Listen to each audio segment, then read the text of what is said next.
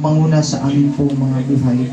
Sa umagang ito, itinataas ka namin, pagamat ang aming mga kasamahan ay wala ngayon, Panginoon. Dalangin ko na ikaw ang humipo sa kanilang puso. Maramdaman nila, Panginoon, ang iyong presensya, ang iyong pagiging kailangan namin, Panginoon. Hallelujah. Maramdaman namin na ikaw ay Diyos na kinakailangan namin sa buhay namin. Salamat o Diyos sa bawat isa nandito ngayon. Buksan mo ang kailang pakinig, ang kailang kaunawaan o Diyos, may apply sa buhay nila ang iyong mga salita. Ganun din sa amin, Panginoon. Forgive us for our sins. Cleanse us, Panginoon, from our sins. In the name of Jesus, kumilos ka sa aming kalagitnaan. Let your presence, Panginoon, flows in this place. Maramdaman ka namin, O Diyos, sa tanghaling ito. Salamat sa kabutihan mo. Hallelujah, kumilos ka. Provide mo ang needs namin sa umaga ito. In Jesus' name, Amen. Palakpakan natin ang Panginoon. You may be seated in the presence of the Lord. Now, lahat sa atin, sino dito yung mga palaban? Ha? Natural sa buhay natin ang maging palaban sa buhay. Kapag di ka kasi palaban, api-apihin ka lang. Amen. Diba? Pagka hindi ka lumaban, nasabihin ng mga tao, ikaw ay walang kwenta. No? Now, some of us ay hindi familiar yung word na surrender. No? Parang para sa atin, there is no place of surrender. Parang gusto mo laging makipaglaban. Amen. Pero ang surrender po na pag-uusapan natin ngayon, hindi surrender sa tao, hindi surrender sa mga nararanasan natin sa buhay, but is surrendering ourselves to the one who gives us everything. Amen. First of all, we have to acknowledge that we are in a journey, and bilang nasa journey po mga kapatid, marami po tayong mga pinagdadaanan, marami po tayong mga battle in our lives, lahat nga ng mayroong laban sa buhay, pumalakpak sa Panginoon. Hallelujah! Whatever it is, na battle mo sa buhay mo mga kapatid, I can tell you today that without God, we cannot win the battle. Right. Hindi natin kaya ang laban kung wala ang Panginoon. That's why surrender is a must for every believers. Kapag ka ang buhay po natin ay hindi natin isinurrender sa atin pong Panginoong Diyos, hindi po tayo magtataglay ng kapangyarihan na nanggagaling sa Panginoon. Now, power begins in surrender. Hello. God knows that you cannot win the war without Him if you don't surrender. Kapag ka hindi mo isinubmit yung sarili mo sa Panginoon, hindi ka nagpakumbaba sa Diyos, we cannot win the battle by our own or ourselves, mga kapatid. Now, makikita sa buhay ng tao na siya ay nagmamataas, na siya ay nagmamalaki kapag ka hindi natin nakikita ang surrendered life sa Kanya. So the moment na ang tao ay lumapit sa Diyos, gusto ng Panginoon, we have to surrender ourselves wholeheartedly, mga kapatid. At ang surrender pagdating sa Diyos, it doesn't mean we are weak. I can tell you today that the most powerful things you can do in your life is when you surrender yourself to God. Kaya nga sabi ng Panginoon, may impyerno itong mga duwag. Ang mga duwag, mga kapatid, tumutukoy yan sa mga taong hindi marunong sumurrender sa Panginoon. Sa mga taong takot maglingkod sa Diyos, takot iwanan ang kanilang buhay sa labas, takot iwanan ang kanilang mga bisyo, takot iwanan yung mga bagay na nag-hold sa kanila para hindi marating yung nais ng Diyos sa kanilang pong mga buhay, mga kapatid. Now, to walk in God's purpose, you must come to a sacred place of surrender. Hello? Upang makalakad tayo sa purpose ng Panginoon, mga kapatid, kailangan makarating tayo doon sa lugar ng ating pong pagsuko sa Panginoon. Ang pagsuko is not just casual, yung agreement, sige na, okay na ako. Lord, sige na, okay na. No? Or a temporary commitment, mga kapatid, na magko-commit ka lang kapag gusto mo. Magko-commit ka lang, panandalian. Magko-commit ako sa Lord pagka next Sunday wala. Next Sunday meron, next Sunday wala. No, it is not a surrender, mga kapatid, sa Diyos. Now, but a full surrender of your life must be seen. Kailangan makita sa iyong buhay, sa iyong desire, mga kapatid. Even your ambitions, mga kapatid. Even if your timing, mga kapatid, yung mga hinihintay mo sa buhay, sinusurrender mo sa Panginoon, ibinibigay mo sa kamay ng Diyos. Pinapaubaya mo sa lahat. At once na naramdaman ng Diyos ang full surrendered life, mga kapatid, there is a glory in it, mga kapatid. Doon mo maranasan ang tunay na kapayapaan, ang tunay na kasiglahan, ang tunay na kasiyahan. It doesn't mean wala ng problema, pero kahit may mga pagsubok ko sa buhay, mayroong kagalakan na nanggagaling sa Panginoon when you surrender yourself to God. Amen. Now, when people see a surrendered life, they don't see a person, but they see the power of God flowing through them. Kapag ang tao nakikita na ikaw ay surrendered life na sa Panginoon, hindi ka na nila nakikita yung dati mong pagkatao, kundi nakikita nila ang kapangyarihan ng Diyos na dumadaloy sa buhay mo.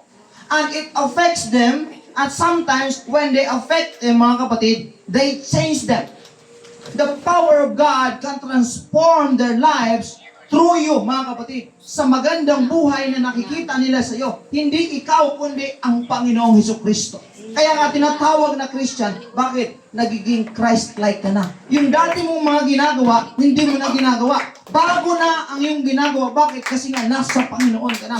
They see the power of God that is flowing in your life. Amen. Amen. Kaya makikita mong pagkakaiba kapag ang tao tunay na sa Diyos o wala sa Panginoon. Even if you are in church, even linggo-linggo nandoon ka, pero walang nakikita na pagbabago, walang nakikita, mga kapatid, na surrendered life sa buhay mo. Walang silbi lahat, mga kapatid. Kapag ka nakikita ka ng kapitbahay mo, anong nakikita niya sa iyo? Ha? Anong naiisip ng kapitbahay mo? Kapag ka nakikita ka, baka naiinis pa. Kailangan pagka ikaw ay nasa Panginoon, mga kapatid, nakita nila ang surrendered life natin sa Diyos, mga kapatid. The greatest victory in spiritual life is not when we fight harder. Okay? Let me repeat. The greatest victory in our spiritual life is not when we fight harder. It is when we kneel lower. Amen. Minsan, sa sobrang palaban natin, mga kapatid, lahat na lang nilalabanan natin, talagang sisikap tayo. Gawin natin lahat, mga kapatid. Pero kahit anong sikap ng tao, hindi pa rin niya nararamdaman yung satisfaction, yung fulfillment, yung kagalakan, yung kapayapaan. May mga taong nagsisikap para gustong magkaroon ng pera, gustong magkaroon ng bahay, magandang relationship. Pero the moment na maabot na nila yung mga bagay na yun, there is still emptiness in their heart. Hello? At yan ang mundo, mga kapatid. The world is promising us many things. Success, relationship. Amen? Anything pinapromise ng, but they deliver regrets. Ang promise ng sanlibutan, kayo mga parang politiko lang yan.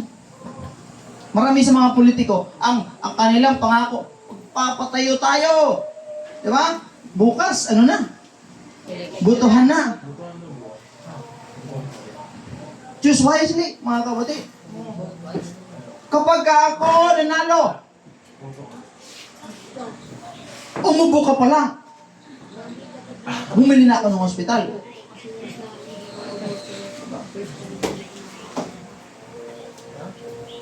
Ulan pa lang.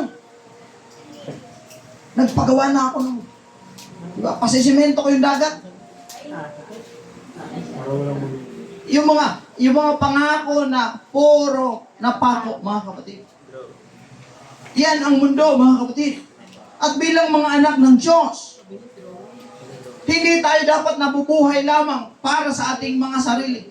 Hindi na tayo dapat, kundi nabubuhay tayo dahil si Kristo ay nasa atin, mga kapatid. Hallelujah, hallelujah. Kahit gaano mo kalakas lumaban sa buhay, mga kapatid, there is still something, the space in your heart na ang tanging makapagpupuno ay ang ating pong Panginoong Diyos. Ang presensya lamang ng Panginoon. There is a throne in your heart, mga kapatid, na nag-uunahan kung sino ang upo, ang Diyos, ang sarili, o ang sanlibutan, ang pleasure ng mundo, mga kapatid. At sometimes nakakalungkot, mas pinapalitan ng mga bagay ang Diyos sa puso natin.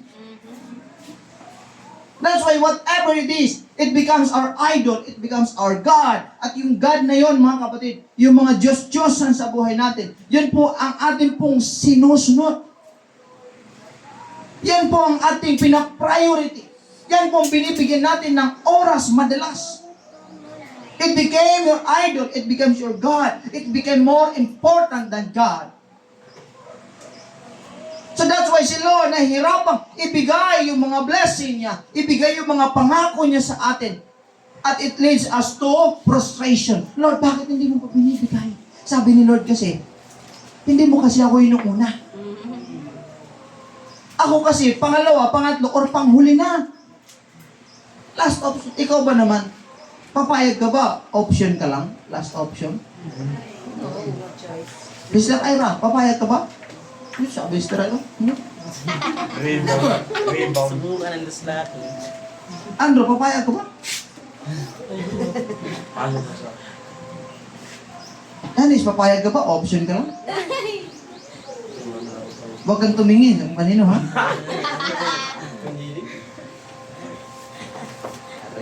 Hindi ka papayag. Isa nga lang yung kakompetensya mo, hindi ka papayag eh. How much more? Napakadami. Yes, si Lord, mga kapatid, He's a jealous God. And He has everything. Kaya lang ang tao, pinagpapalit ang Diyos sa maraming bagay. O tingnan mo, kapag ka nagka-girlfriend ka, nagka-boyfriend ka, tapos sabi, may simba tayo ngayon. Kaya lang, sabi mo, uy, sabi ng boyfriend ko, mag-date kami ngayon. Hello, get. Paalam ko, Pastor. May lakad po kasi ako. Pagdating sa date, picture tayo pero huwag mong i-post na makikita ni Pastor. Nakatay. Aray ko. Ha? I-hide mo kay Pastor. Kasi na ang paalam ko kasi may emergency. Ang paalam ko kasi ito, kaya lang alam ko mag-date tayo. So in your heart, mayroong replacement. Si Lord, parang panakip butas lang si Lord. Amen. Nakakalungkot na maraming mga Kristiyano ang gumagawa niya. Kapag ka sila ay inspired, kapag ka sila ay masaya, doon sila sa labas. Pero pagka sila ay nasugatan, nasaktan, si Lord na ang kailang babalikan. Pagka masaya, sa iba. Pero pagka iiyak na, babalik sa Lord. Hello? Kawawa naman si Lord, panakit butas. Hallelujah. Palakpan natin ang Panginoon. That's why, no matter how hard we fight or we fought in life, we cannot win the battle. We will not achieve victory because we don't have a surrendered life yet. Pero the moment na ikaw ay ibigay mo ang buong buhay mo sa Panginoon, I-surrender mo lahat ng care mo sa Panginoon, mga kapatid. Hallelujah. That's the guarantee na ang Diyos magbibigay ng katagumpayan sa buhay mo, mga kapatid. Hindi na tayo dapat mangamba sa ano pa mang battle sa labas. Basta kasama natin ang Panginoon, for sure, magtatagumpay tayo. Amen. Hallelujah, hallelujah. Kailangan panatilihin natin na ang Diyos ang nangunguna sa battle na meron tayo. Minsan kasi pagdating sa mga laban natin sa buhay, tayo yung nangunguna eh. Parang si Lord, diyan ka lang muna Lord, receive ka pagka medyo nahirapan na ako. I'll call you. No. Baliktad. Bakit hayaan pang maghirap ka? Bakit hayaan pang ma-down ka? Si Lord, paunahin mo na. Unahin mo na si Lord. Maghanap ka ng relationship. Si Lord, huli na. Maghanap ka ng job. Si Lord, huli na. Pastor, pag-pray niyo po ako, ano yan? Sa relationship. Pag-pray niyo po ako sa trabaho. Pag-pray niyo po ako. Pag pinag-pray, binigay ni Lord. Oh, saan yun si ano? Saan yun? Pastor, diba? Nakakalungkot na ang tao kapag ka mayroon siyang kailangan, lalapit sa Diyos kapag ka binigay na ng Panginoon yung mga bagay na kailangan niya, alis na siya sa Panginoon. Parang sinasabi niya, tapos na, Lord, ang role mo sa akin. Hello? I-surrender life, mga kapatid. Inuuna niya palagi ang Diyos sa kanyang buhay. Every battle, mga kapatid, na pupuntahan natin, hindi po pwedeng ang Diyos, mga kapatid, ang huling option natin. Kailangan every battle na pupuntahan mo, either spiritual, either emotional, anything na battle natin sa buhay, kailangan ang Diyos nangunguna sa atin. That is the surrender life, mga kapatid, sa harapan ng Panginoon. Hallelujah, hallelujah. Paano ako susurrender sa Panginoon? Makasalanan ako. I'm not perfect. Hindi ako karapat-dapat. Lord, yan yung takot ng iba. Sasabihin ni Satanas sa'yo, makasalanan ka. Ang dami mong kasalanan, hindi ka nakarapat-dapat. Hindi ka perfect. Ang sa church, perfect lang sa church dapat. Hindi ka pwede magkamali, hindi ka pwede magkasala. That's a big lie from the pit of hell, mga kapatid. Ang church ay hindi lugar ng mga perfectong tao. Ang church ay lugar ng mga taong pinatawad lang ng Diyos. Hindi sila perfecto, pero they surrender themselves to God, mga kapatid. Kahit ang dami nating pagkakasala, pagkakamali, pagkukulang sa Panginoon, we come to God knowing that we cannot do it on our own. Knowing that we cannot fight this battle alone. Kailangan natin ang Diyos para po tayo ay magtagumpay sa buhay. God is not asking for your perfection, mga kapatid. He is just asking for your willingness to obey Him, to trust Him, even when you don't understand your situation. He is only asking you to be willing to trust Him in times of trouble. Surrender, mga kapatid. Yan ang susi. Kapag ka sa panahon nalilito ka, sa panahon ng nahihirapan ka, sabi ni Lord, bakit pasan-pasan mo pa rin yung dati mong mga pinapasan? Yung dati mong struggle, bakit pinapasan mo pa rin? Bakit hawak-hawak mo? Ibigay mo na kay Lord. Sabihin mo sa katabi mo, ibigay mo na.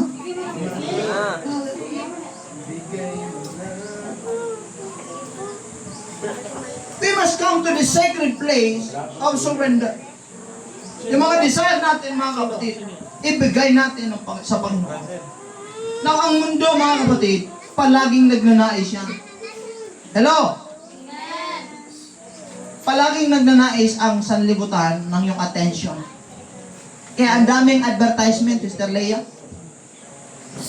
Ina-advertise ka ng, kapag ginamit mo to, gaganda ka. Para bang sinasabing hindi ka maganda? Kita mo? Pag nabasag yun.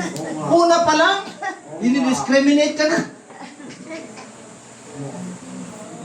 Kapag ginamit mo to, ang buhok mo, ako shampoo ko, naubos na yung ano ko eh.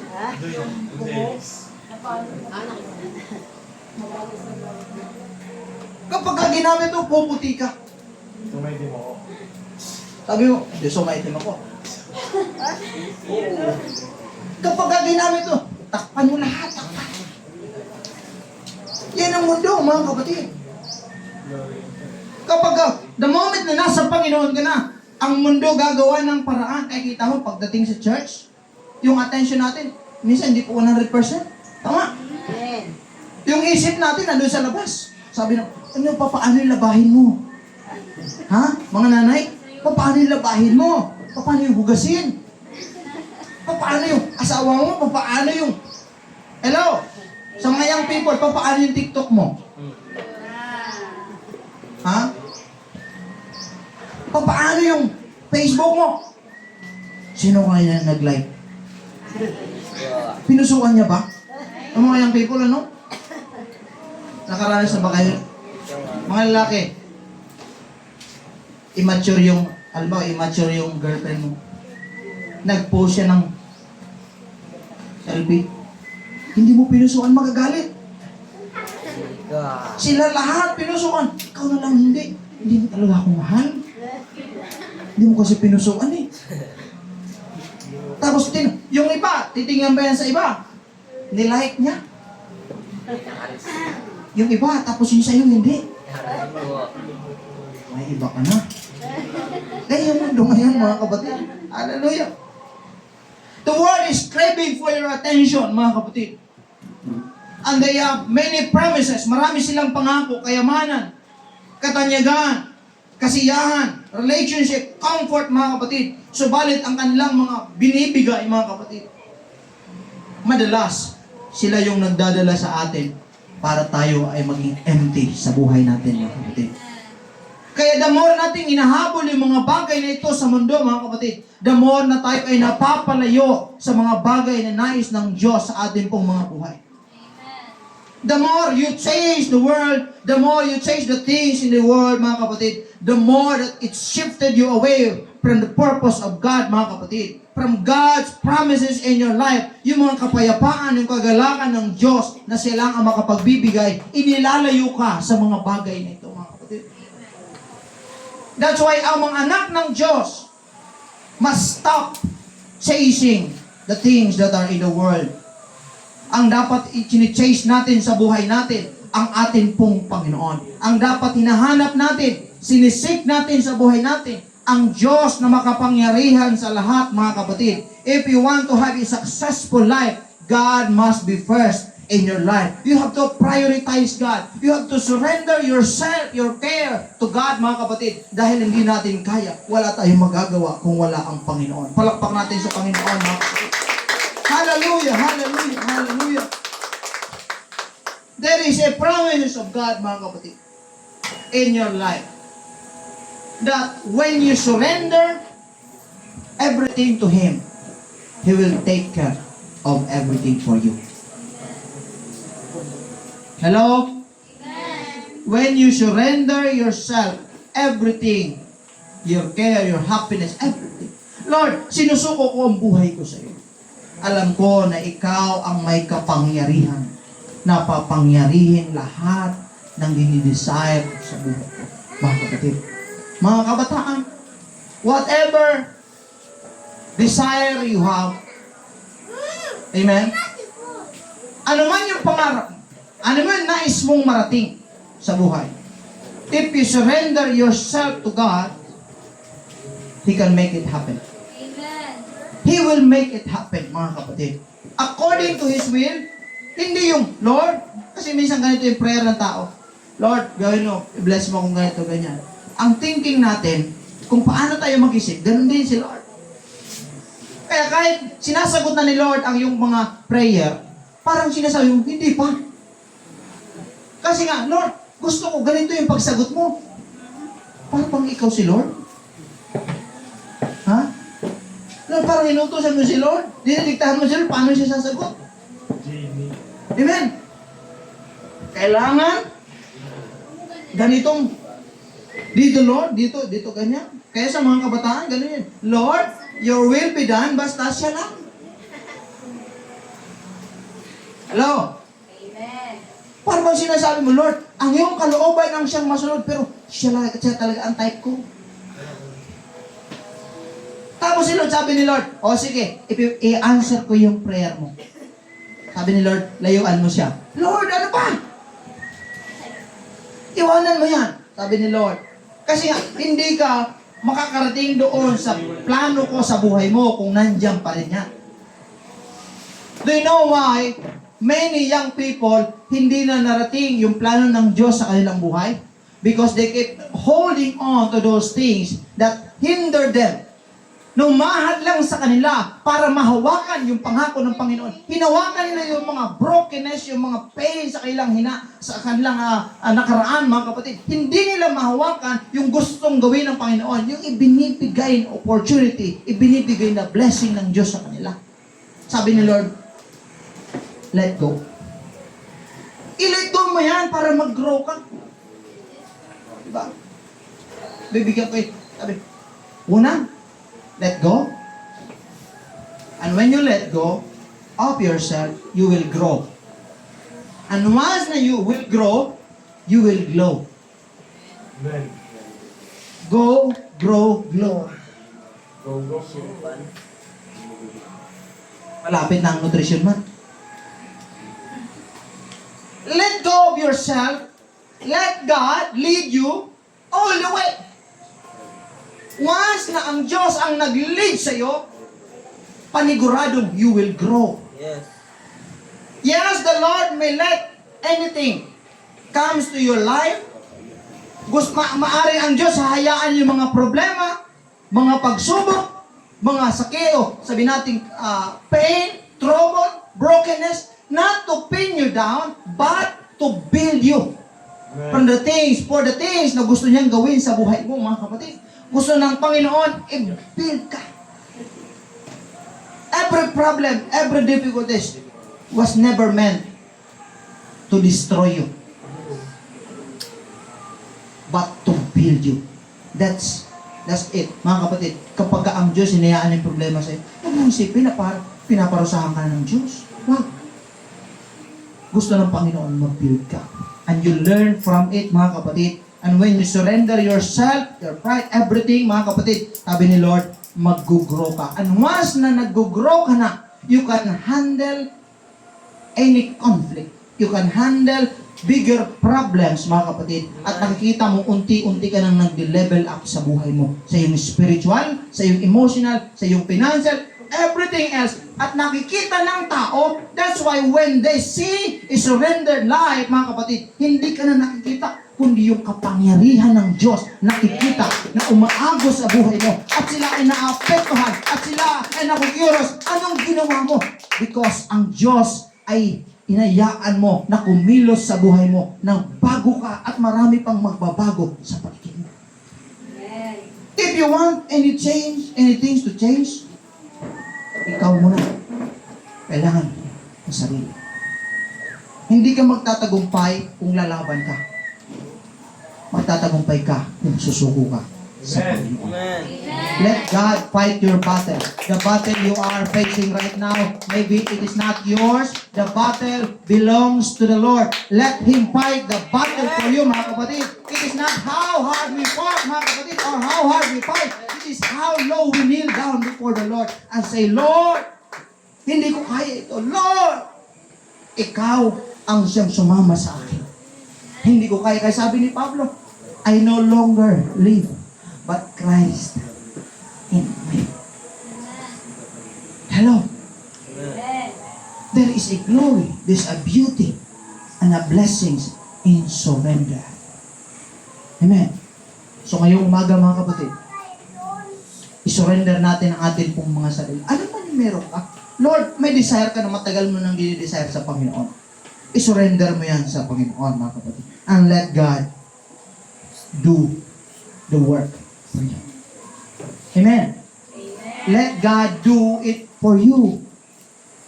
Hindi lang para do it for God. No, let God do it for you. At kapag si Lord ang kasama mo, lagi kong sinasabi, it doesn't matter what kind of battle you have. Wherever it is, Saan? Ano man? Sa sitwasyon. For me, what matters the most is kung sino ang kasama ko. And when God is with me, nothing shall stand against me. Kapag ang Diyos kasama ko, walang sinuman ang makakagapi sa akin. Amen. Kapag ang Diyos kasama ko, magtatagumpay ako mga kapatid. Dahil hindi ako pababayaan ng aking Panginoong Diyos na pinaglilingkuran. Hindi ako iiwanan ng aking Panginoong Diyos na pinaglilingkuran. I lay by faith in the Son of God who loved me and gave Himself for me. Palakpakan natin ang Panginoon. Kaya ngayong umaga, mga young people, mga kananayan, hallelujah. Alam ko lahat tayo mayroong mga iniisip sa buhay. Surrender it to God. Huwag mo siyang masyadong hawakan sa sarili mo. Huwag masyadong trust sa sarili, but trust in the Lord. Amen. Lord, relationship, good. Trust in the Lord. Hayaan mo si Lord. Hindi ka na masyadong ma-stress. Hindi ka ma-depress. Hindi ka maging frustrated. Bakit? Kasi si Lord, hinayaan mo mag-handle ng lahat. Sa family, Lord, ikaw nang bahala. Amen. Ibinibigay ko sa iyo. Ayaw ba nun? Kasi yung bigat mo, mawala. Sabi ni Lord, kasi